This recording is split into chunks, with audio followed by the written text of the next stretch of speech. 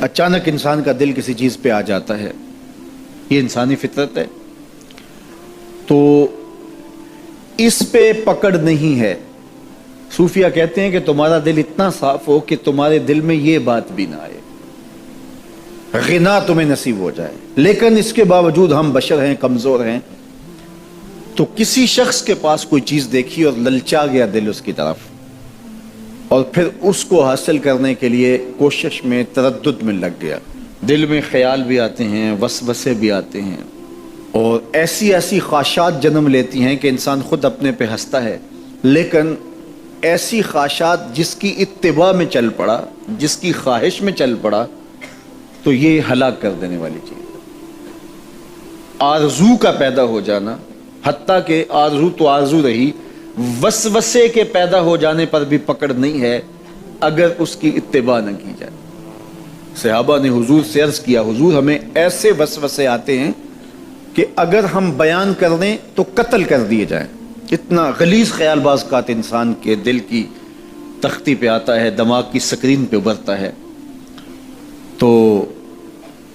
فرمایا کہ تم کیا کرتے ہو؟ تو انہوں نے کہا کہ ہم اس کو جھٹکنے کی کوشش کرتے ہیں، جب اس طرح کا کوئی خیال آتا ہے تو بندہ اس کو جھٹکتا ہے، دور کرتا ہے،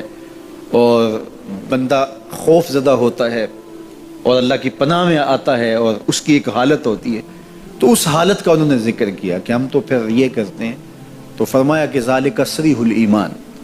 یہ تمہارے واضح ایمان کی علامت ہے کہ اس وسوسے کے بعد جو تمہاری طبیعت میں بے چینی اور بیزاری پیدا ہوئی، اور اس کو دھکیلنے کے لیے، اس کو خیال سے ہٹانے کے لیے، اس کو تصورات سے دور کرنے کے لیے جو تم نے کوشش کی، یہ تمہارا ایمان تھا جو کھڑا ہوا، اور تم اس سے بچنے کی کوشش کرتے ہو، تو یہ تمہارے ایمان کی علامت ہے۔ تو خالی وسوسہ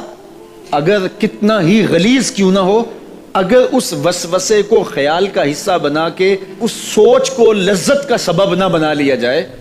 حتیٰ کہ غیر محرم کے اوپر آپ کی نظر پڑ گئی، تو فرمایا النظرۃ الاولی لک والثانیۃ علیک،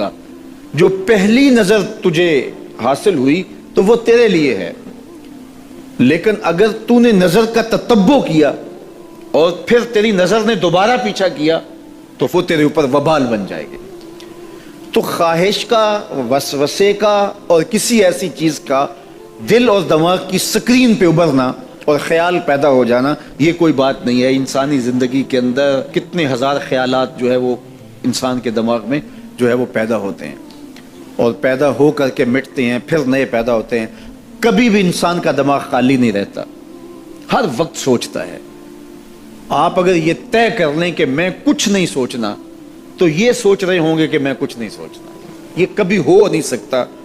کہ آپ کا دماغ ہو اور اس کے اندر جو ہے وہ کوئی خیال نہ چل رہا ہو، ہزاروں لاکھوں خیالات کا ایک ہجوم گزرتا ہے۔ تو انسان کا دل، دماغ اس طرح بھاگتا ہے۔ آپ اچھے لوگوں میں رہیں گے تو خیالات پاکیزہ ہوں گے۔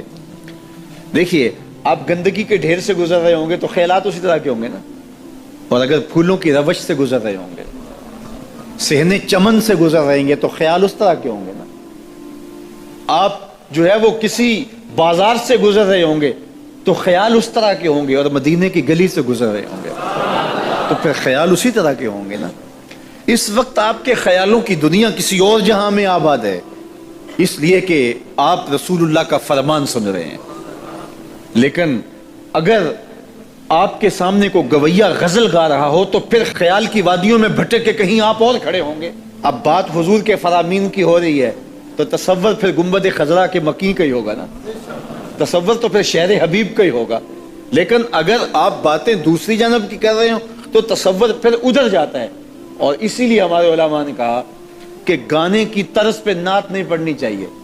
اس لیے کہ گانے کی جو معروف طرز ہوگی،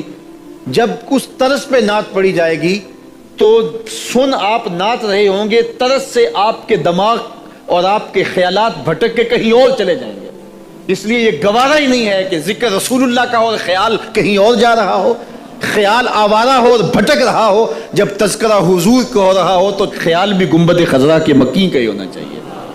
تو یہ بات ذہن میں رکھیے گا کہ یہ انسانی زندگی کے اندر انسان کا خیال بھی بھٹکتا ہے، سوچیں بھی بھٹکتی ہیں،